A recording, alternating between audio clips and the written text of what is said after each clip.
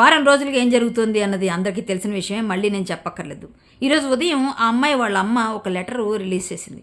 ఆ లెటర్ సారాంశం ఏంటంటే, మేము మిడిల్ క్లాస్ ఫ్యామిలీ, మా అమ్మాయిని నన్ను వేధిస్తున్నారు, ఫోటోలు వీడియోలు పెడుతున్నారు అని. మిడిల్ క్లాస్ ఫ్యామిలీకి 3 కోట్ల రూపాయల బెంజ్ కార్ ఎలా వచ్చిందో నాకు అర్థం కాలేదు. 31st నాడు ఫామ్ హౌస్కి వెళ్తున్నప్పుడు ఆ అమ్మాయి స్వయంగా మైనర్ డ్రైవ్ చేసుకుంటూ తీసుకెళ్లిన కారు 3 కోట్ల బెంజ్ మినిమం అంతే ఉంటుంది, మినిమం అయితే ఉంటుంది 3 కోట్లు. అలాంటిది వాళ్ళకి అంతకుముందు ఆవిడ మాట్లాడినప్పుడు 474 కోట్లు మాకుంది ఆస్తి, మాకెందుకు, మేమెందుకు భగీరథను 5 కోట్లు అడుగుతాం అని మాట్లాడారు ఆవిడ. అంటే దీనికి దానికి ఎక్కడ పొంతన కనబడట్లేదు నాకైతే. నాకు వచ్చిన చిన్న డౌట్, అనుమానం మాత్రమే ఇది. మిడిల్ క్లాస్ అమ్మాయి అయినప్పుడు 31వ తారీఖున వీళ్ళిద్దరూ కలిసి ఫామ్ హౌస్లోకి వెళుతున్న కారు బెంజ్ కారు ఉంది. ఆ Benz car middle class family దగ్గర ఎలా ఉందో నాకు అర్థం కాలేదు. బెంజ్ కారు 3 కోట్ల రూపాయలు మినిమం ఉంటుంది. ఎంతమంది మిడిల్ క్లాస్ ఫ్యామిలీ దగ్గర 3 కోట్ల బెంజ్ కారు ఉందో నాకైతే తెలియట్లేదు. అలాగే ఈ బెంజ్ కారు పోని ఈ అమ్మాయి వాడింది, సరే వెళ్ళింది, ఇద్దరు ఇష్టంగా వెళ్ళారు, అవన్నీ కోర్టు చేయాల్సిన పనులు కోర్టు చేస్తుంది, కోర్టు తీర్పులు ఇస్తుంది, మనం కాదు తీర్పులు ఇవ్వాల్సింది.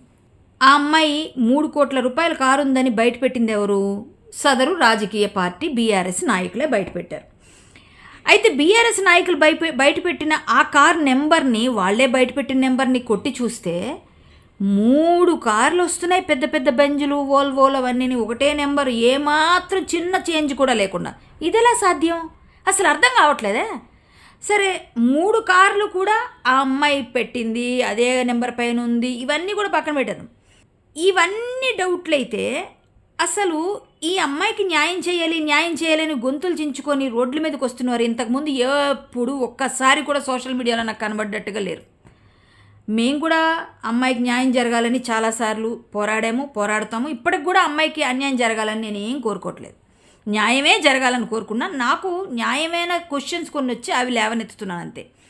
అయ్యా, ఇప్పుడు ఇంతవరకు కనబడిన ఫేసులన్నీ వచ్చి మీరు అదేం చేశారు, మీరు ఇదేం చేశారు, ఎవరు మాట్లాడట్లేదని మాట్లాడుతున్న వీళ్ళు అమ్మాయికి న్యాయం చేద్దాం అనుకుంటున్నారా, లేకపోతే బండి సంజయ్ గారిని రోడ్డు మీద పెట్టాలి కాబట్టి ఇది వాడుకుంటున్నారా?